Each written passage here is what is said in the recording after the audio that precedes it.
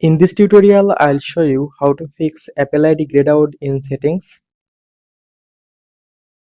For fixing this problem, scroll down and then go to screen time option. Then go to content and privacy restriction option.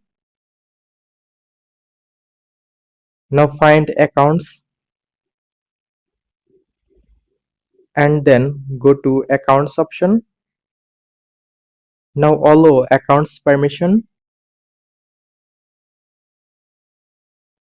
Now go back to main settings and look, Apple ID grayed out problem fixed. But if still problem remaining, that means this problem is happening due to software issue.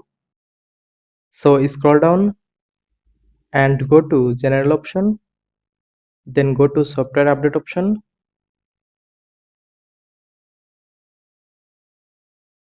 Now update your phone software version in latest version. If your phone software version is already updated, then restart your device.